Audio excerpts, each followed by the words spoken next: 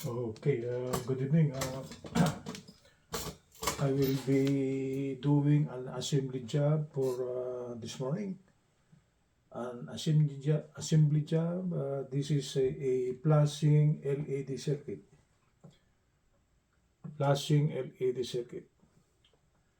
Uh, this could be used as a decoy security LED light for front of doors during the night.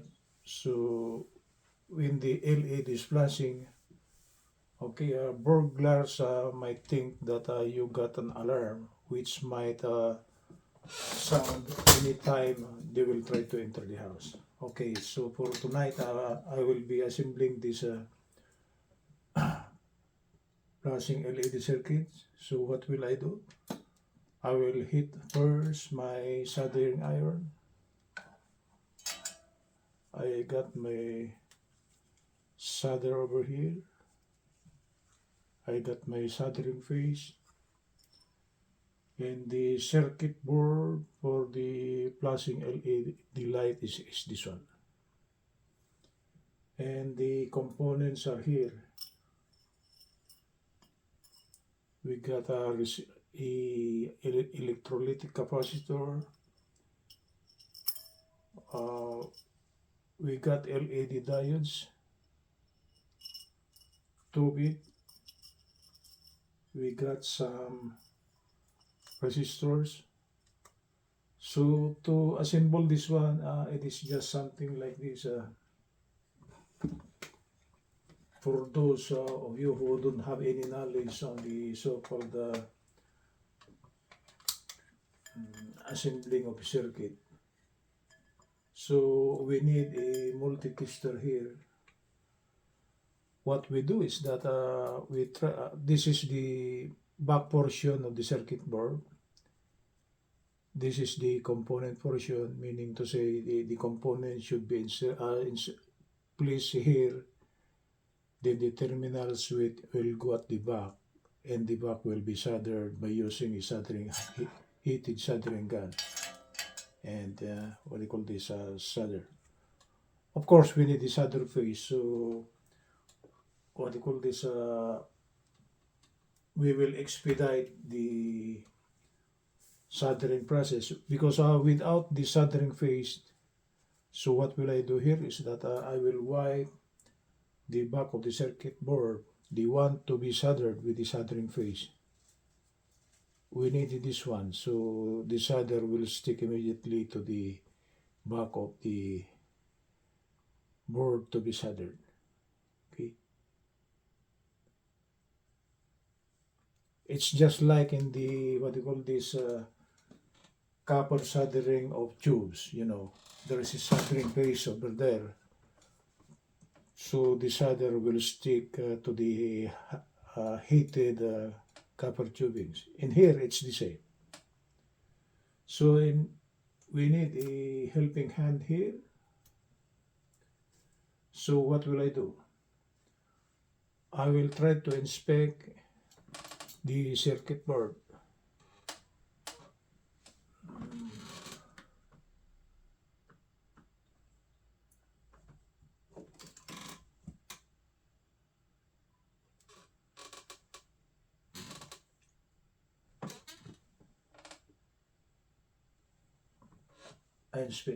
We will try to inspect the circuit board. Then we will observe what components are to be inserted over here. There are markings over here. Okay.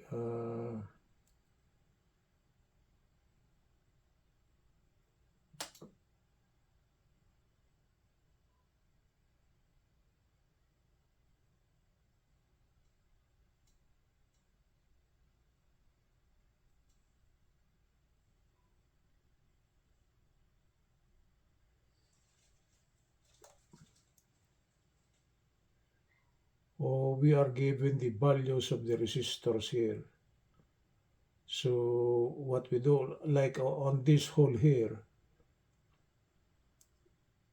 the value of the hole, meaning the resistor to be inserted is 33K. So what do we do? From these resistors, we do not know which has the value 33K. So by using the multi-tester, we set it on the resistance measurement. Okay, we will be using the positive and negative terminal. For resistors, there's no polarity, so you can interchange the connection. So we set it on the ohms reading, and I will try to measure the resistance of this one, so I know where will I place it on the board.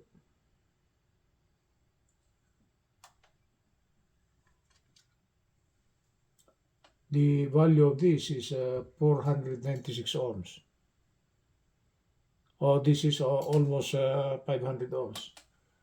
So for us to know where we will insert this one on the circuit board.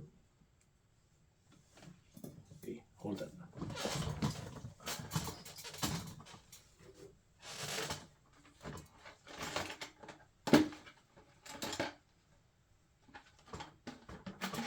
I need the long nose plier.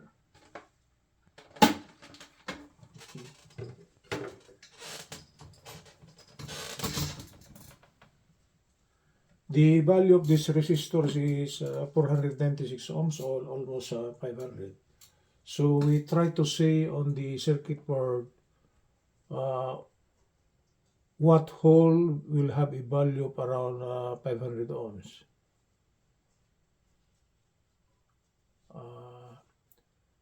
We got a value of resistance here, 510 and 510. There are two resistors which must be connected. 496, it's almost 510. It's a plus or minus thing. So actually, we could insert this resistor here on the marking 510. 510 is almost 500.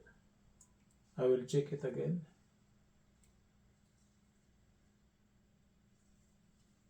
Right, this is 497. The one on the board is 510. So resistance got tolerances. So what we'll do, we'll bend this one here.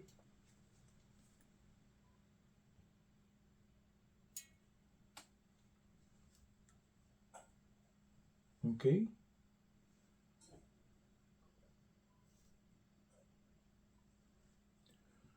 We place it on the marking 510 ohms.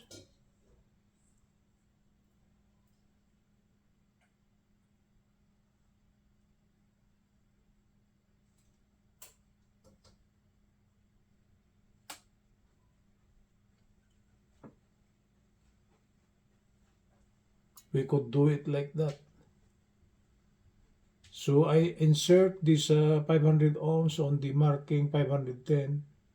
It's a plus or minus, it's almost. Then the back of this, we shall solder it. Okay? To connect this 510 ohms on the board, we will solder this one. So I will be placing this circuit board here on the helping hand.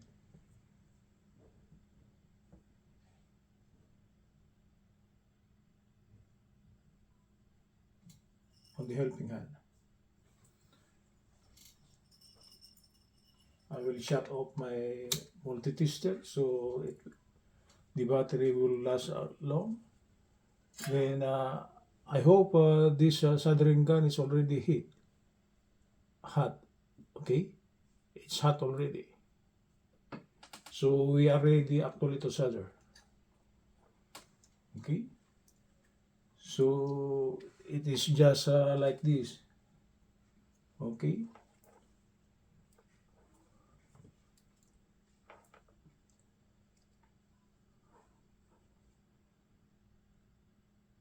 We hit the terminals, then we put on top of it a solder. That's done.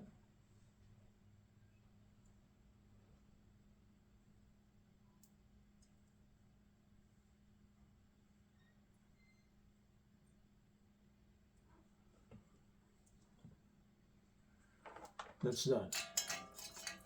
Okay, then I will try to listen the temperature of the soldering gun so the tip of it will not be destroyed. As you can see it,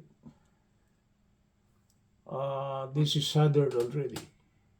Okay, the two terminals of the resistor is soldered already. It's connected at the back. Okay, so what do we do?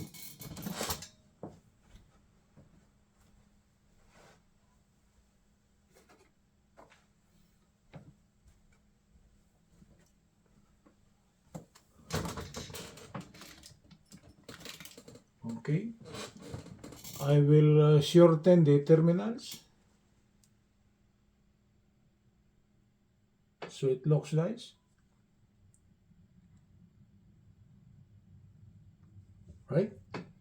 So the first resistor is already installed, and this is commensurate to the marking 510 ohms, and when we measure the resistance of this is 497. It's almost okay. Again, what will be next? We'll get another resistor here, and for us to know where this resistor will go, we should measure its value. So we will be using again the multi-tester, set it on the resistance testing. Then we'll try to measure again the resistance of this one. Actually, we could determine the value of this by using the color code, but if you are color blind, it's hard to differentiate the different colors. So, but if you got the multi-tester, just measure the resistance across it, and it will just come out like this. This is 32.51K. Okay, the multiplier is K. So this is 32.51K, meaning this is 32,510. Okay, so this resistor is 32,510. I will shut off my multi-tester. Okay, then I will prepare this one. I will hit again the soldering gun to the maximum. Okay, then I will try to bend one end of this one. The other one, okay. Then we'll try to look where's the location of the 32.5 key over here. We got this one here. 32.5, there's a marking 33K here. Okay, so this refers to this resistor, 32.5K. So we'll just insert this one.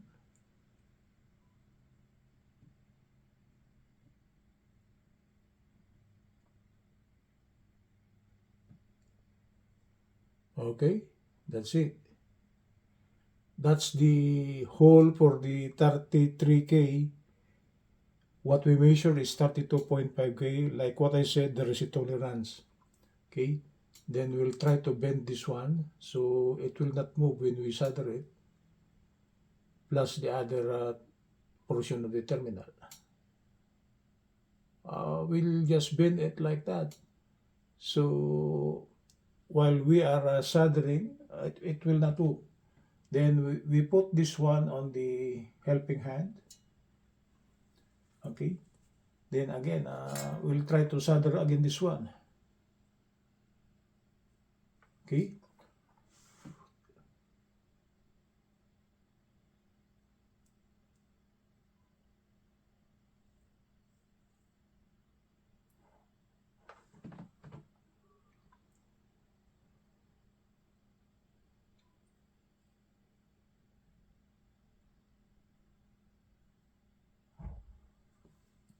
It's done. The other one, I'll hit it first.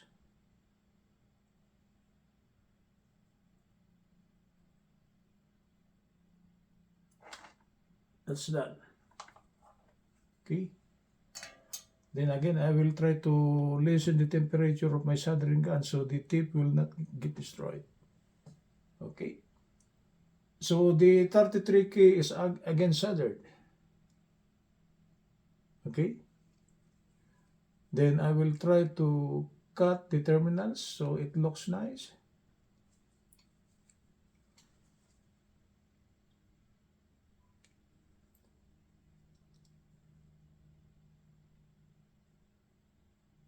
Okay, so we already installed the two resistors on the board.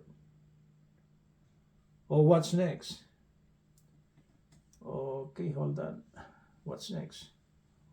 What are still the components in here? We got another resistor here. Oh, we got two still. So we do not know the value of this resistor. So again, I will try to open again my multitester. I will set it on the ohm setting. Then I will try to measure the value of this one.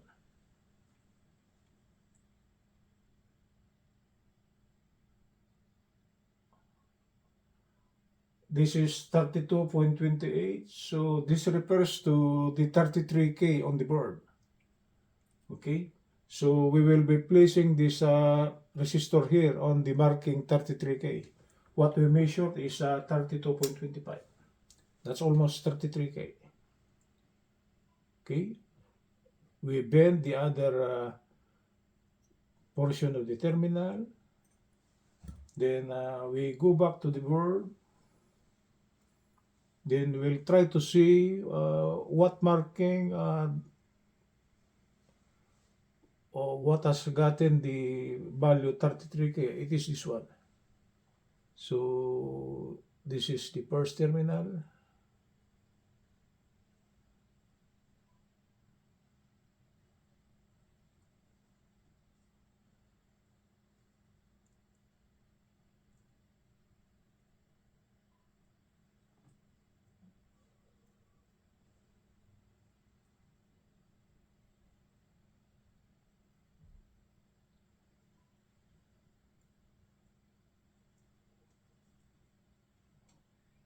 Hold on. I'll try. My hands are big.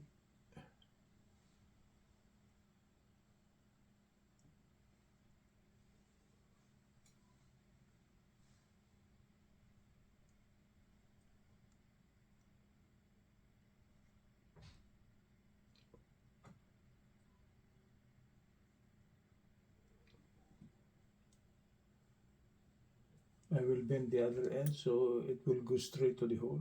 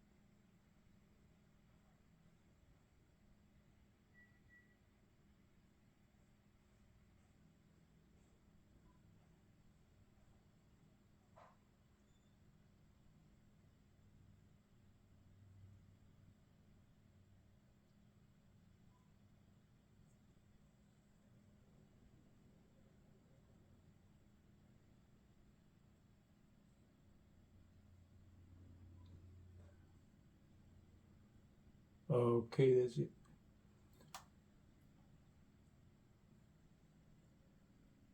Okay, see?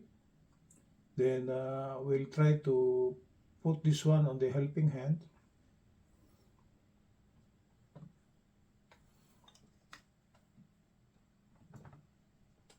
Okay. Then I will maximize again the heat of the soldering gun.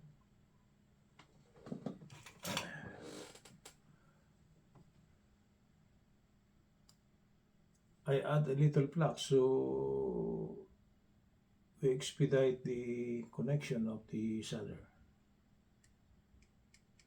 Okay. The soldering gun is very hard, right? See, see. So it will just take a millisecond to hit this one.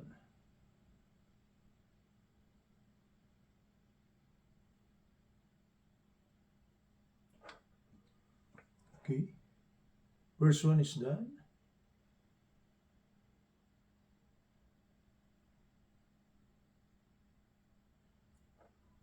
The second one is done. Then again, I will try to wipe the tip so it got no solder, what do you call this, lip over. Okay, and then again, I will try to lessen the heat of the soldering gun so the tip will not get destroyed. The 33K resistor is again soldered to the board. So then I will try to cut at the terminal so it looks neat.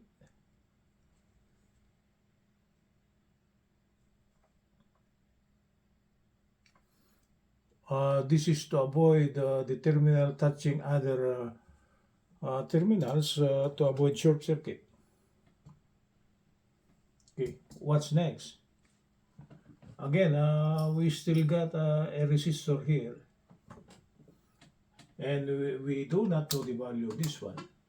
So again, we will measure the resistance of this one by using the multi-tester.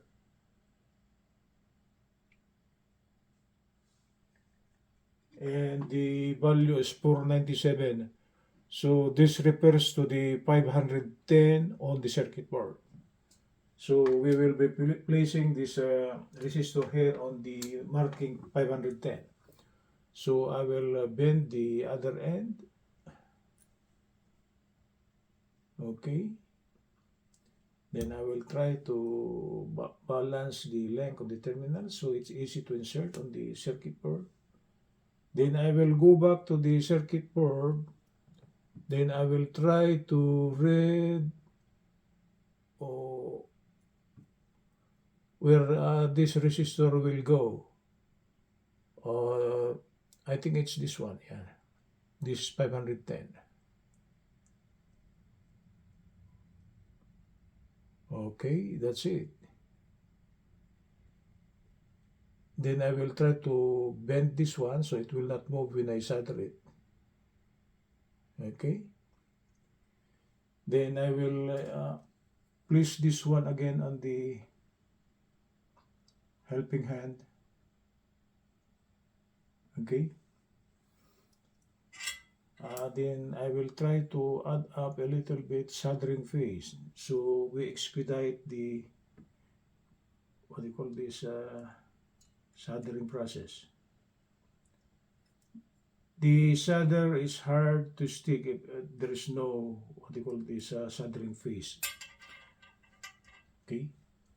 Then I will try to maximize again the heat of my soldering gun. I'll check it if it's really hot. It's hot, right? Then I will try to solder this one again. Now, the terminals of the 510 ohm.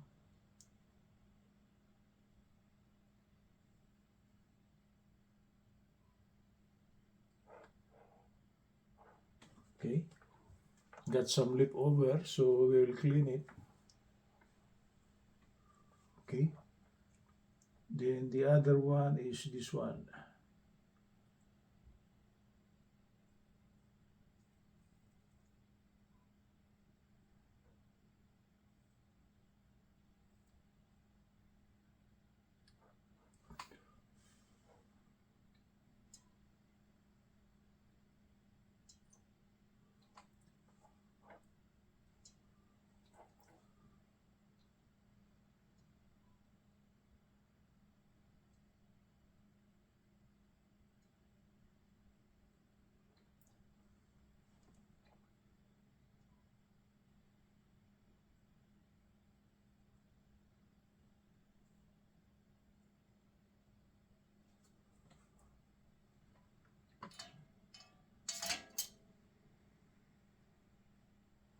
Okay.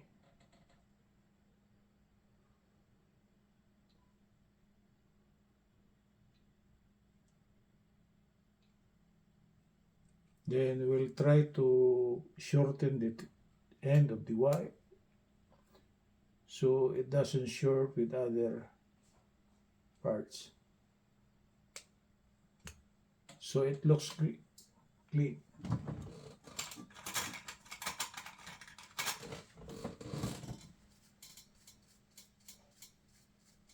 Okay.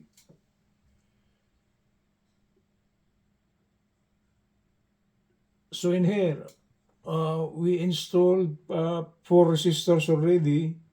We measured their correct value, then we insert it on the specified value on the circuit board. 4 resistors soldered already on the board. What's next? Uh, we need the, what do you call this? This is an electrolytic capacitor, small electrolytic capacitor. Okay. For this electrolytic capacitor, the one with the stripe is actually the negative terminal, and the other terminal without any stripe is the positive terminal. Okay. So we try to look on the circuit board, and we'll try to, what will 51 per.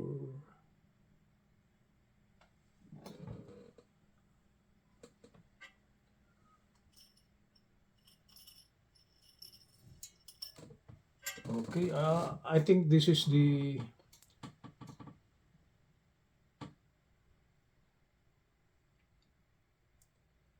location of the electrolytic capacitor. We don't even need to measure this one, but actually we could measure the value since there are only 2 electrolytic capacitors with the same value placed in here. This is the first one. So by following the correct polarity, the plus should go to the plus and the minus should go to the minus. We shall observe a correct polarity over here. Hold on. Because if we don't follow the correct polarity, the electrolytic capacitor might explode. Okay.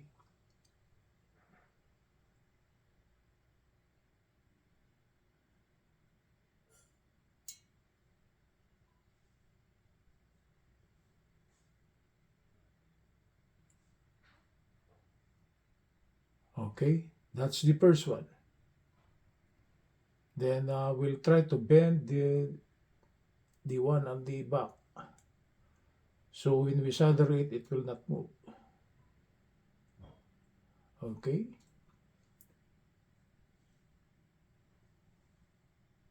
That's it. Then we'll put it on the circuit board.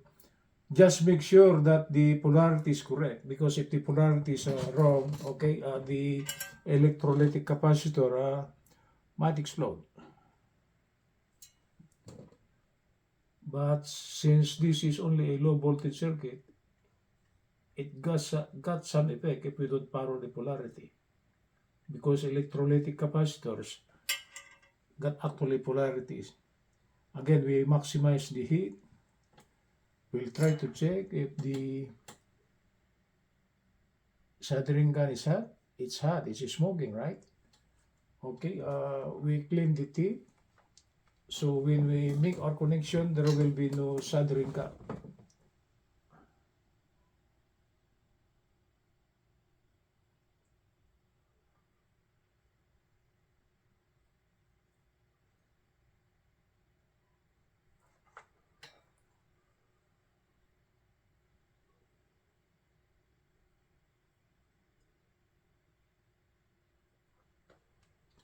That's that. Again, I will try to listen, okay, the temperature of the soldering gun so the tip will last long. Again, I will try to cut or shorten the terminals so it will not short other parts of the connection. Because if there is a short, Okay? We are killing the components of the circuit board. Then we'll try to clean it a little bit. Okay? So this capacitor, electrolyte capacitor is installed. We got another electrolytic capacitor here. I think they are of the same value. Okay? The polarity of this one, with the one with the stripe is actually the negative, and the one with the other no stripe is actually the positive. On the circuit board at the back, there's a plus and minus. So uh, what do you call this? We correspondingly insert the plus to plus and minus to minus.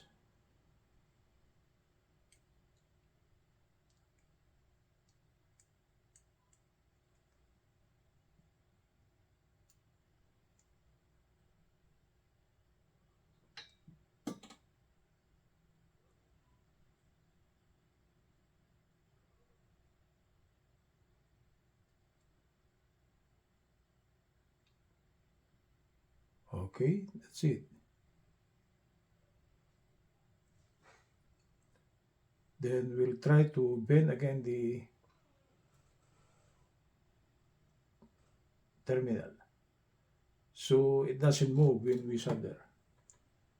Okay, that's the second electrolyte capacitor. I will add up a little bit soldering phase.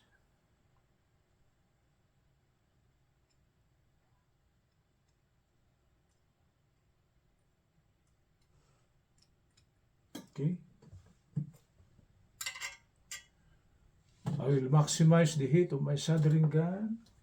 Then again, I will try to check if my soldering gun is really hot. Okay, it's really hot. See, it's smoking.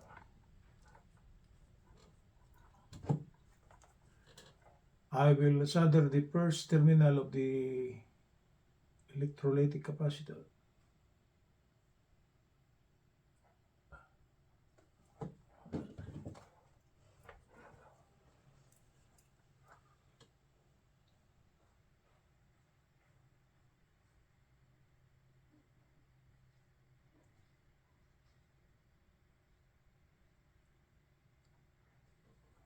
Okay, the first one is done. I will heat up the next terminal.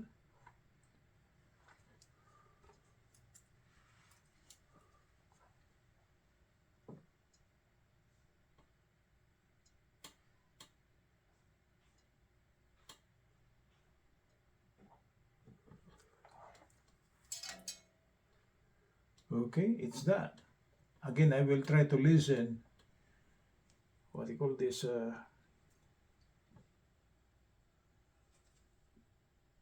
The length of the terminal so it doesn't short the other components. Okay, then I will try to clean a little bit. What's the next component to be installed? There are 4 more, guys. It's almost done. So what do we do?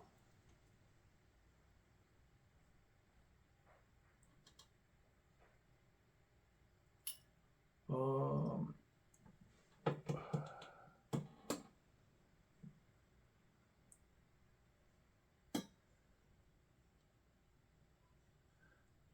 we got this diode here. This is now the one to be an emitting diode. On the circuit board,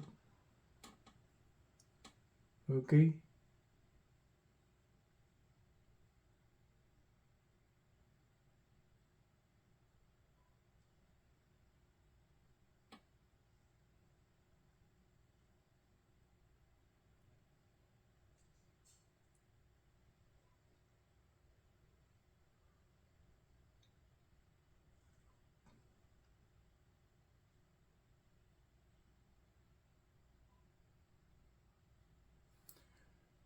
how this diode is installed is actually a diode here got a round thing over here, but it got some a flat portion here. Okay, it's a flat portion, and that flat portion is actually the cathode. Flat portion is the cathode. So when we install the light emitting diode here,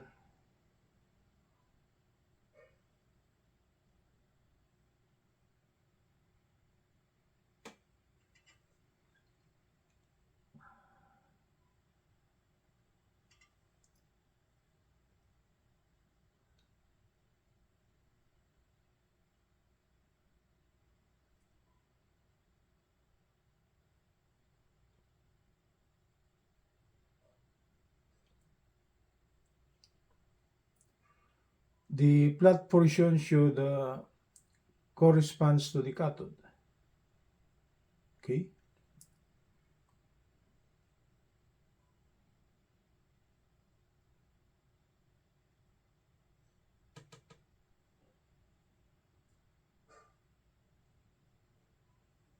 Okay. The flat portion refers to the cathode. Then we'll try to put this one again on the circuit board, or on the helping hand. We try to maximize the heat. Okay. Then we'll try to solder this one.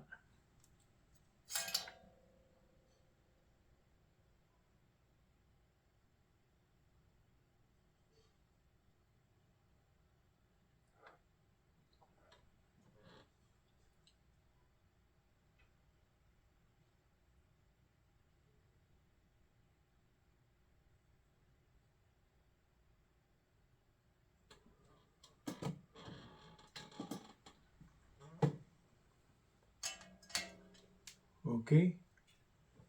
That's the first diode. Okay. Then we'll try to cut the terminals.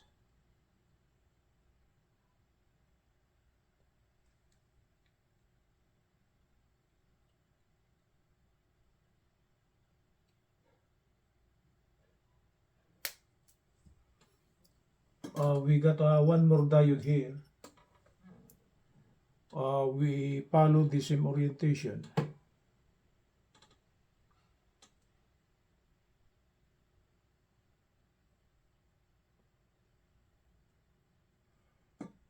The the one with the flat portion should go to the cathode. Okay.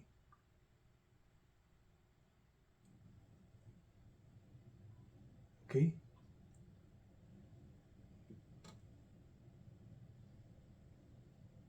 Then we'll try to bend the other terminal at the back so it will not move when we solder.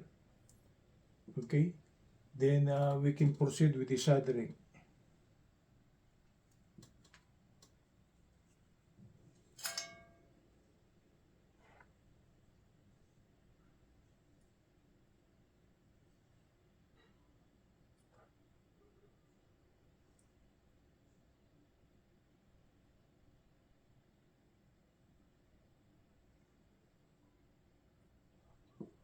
That's done.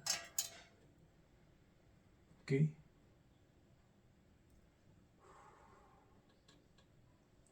Then we'll try to cut the end portion so it will not short out the other components. Okay, what's next, guys? We installed the diodes already. So what's next? We got two transistors here. We got two transistors. The transistor are actually marked 9014 and 9014. Okay.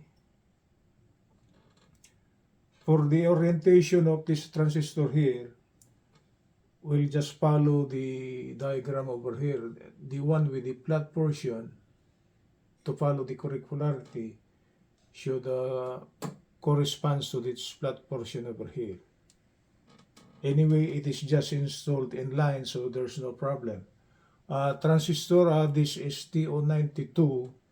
Okay, this is actually a very small transistor.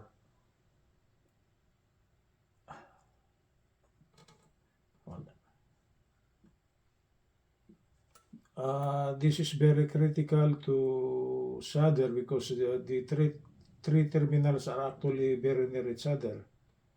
And it so happened that one of the terminal is connected to the other one, that the transistor is shorted.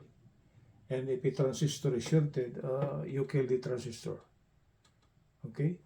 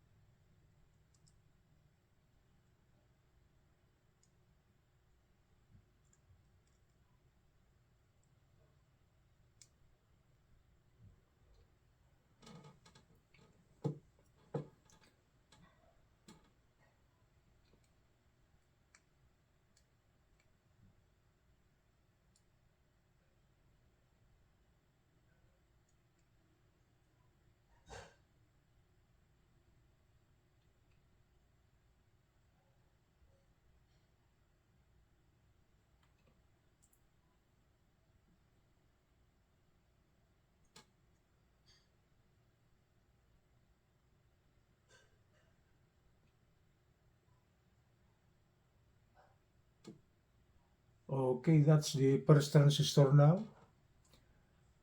We follow the orientation. The flat side should correspond to the flat side on the markings, you know. And we are ready to solder this one.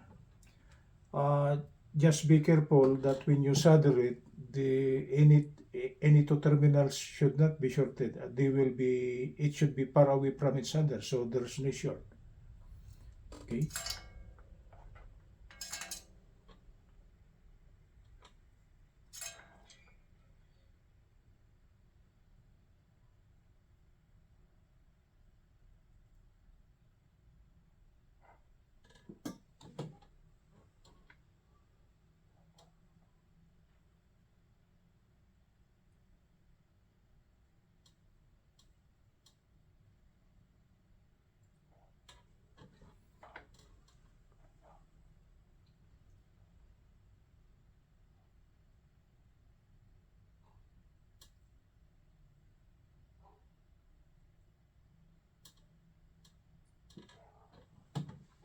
That's it.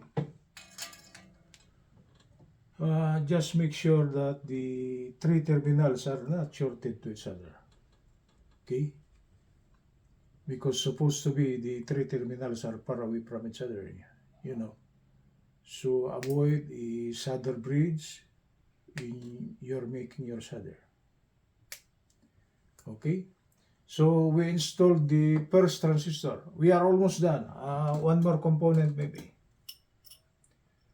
The other component is still a transistor. It's the same specification as the first one. And for the polarity, the flat side on the transistor should correspond to the flat side on the circuit board. Okay.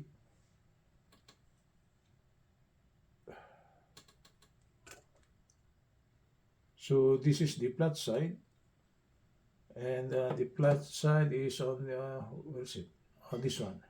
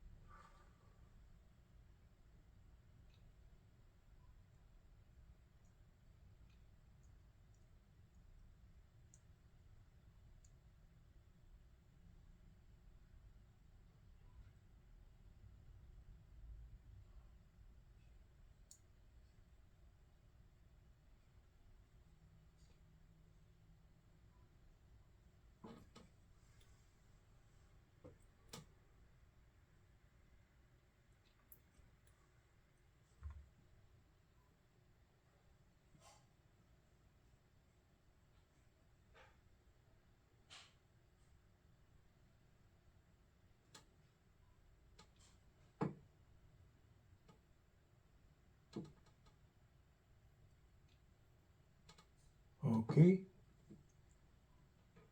we follow this in polarity.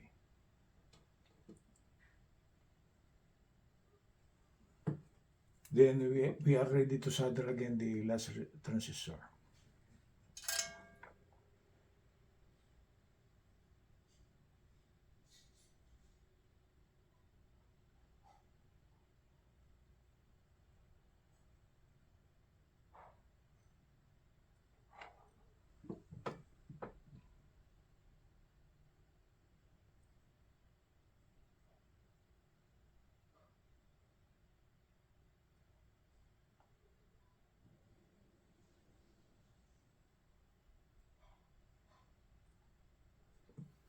That's it.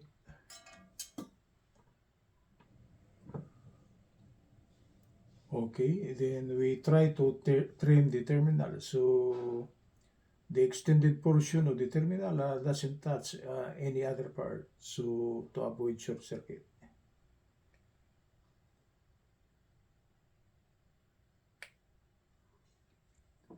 Then we'll try to clean the terminal. Just make sure there's no shorted.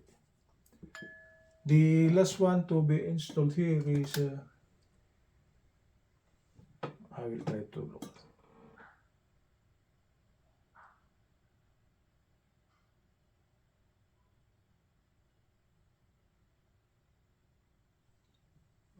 What's this one?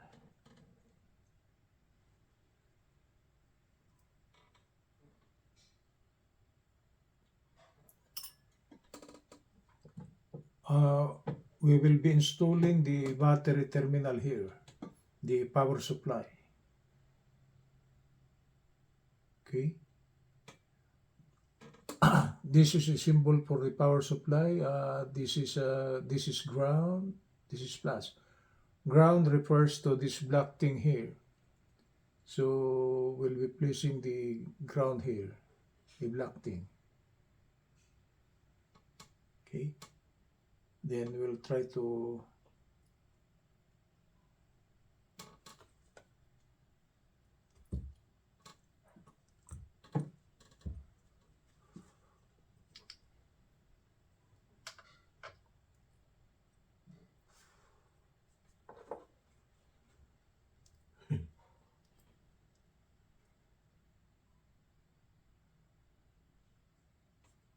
we'll try to flatten the other side so it will not move when we solder it.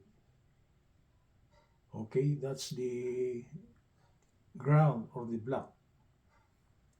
Okay.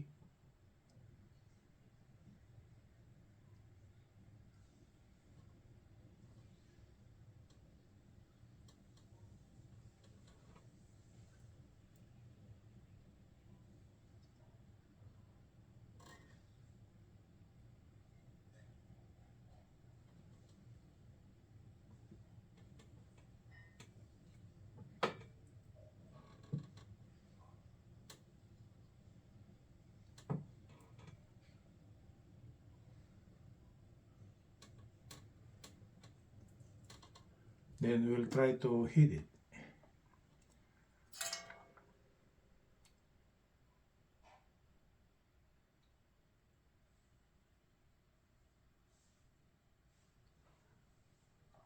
Okay. That's the ground portion or the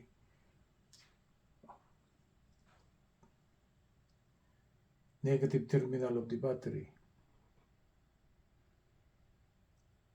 And the red one goes to the positive side.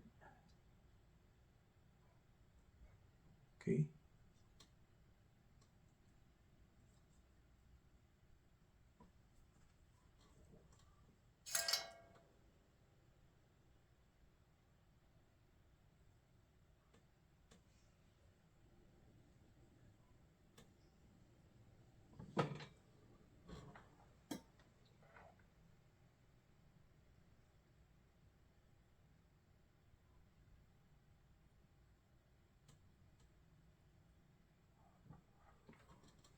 Okay.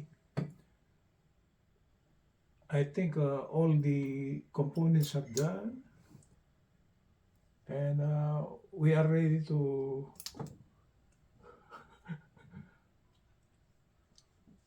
check if this what you call this LED flasher will try to work. Okay, that's it, guys.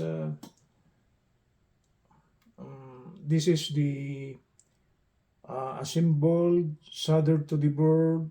Okay, LED flasher. Okay, good morning from Los Angeles.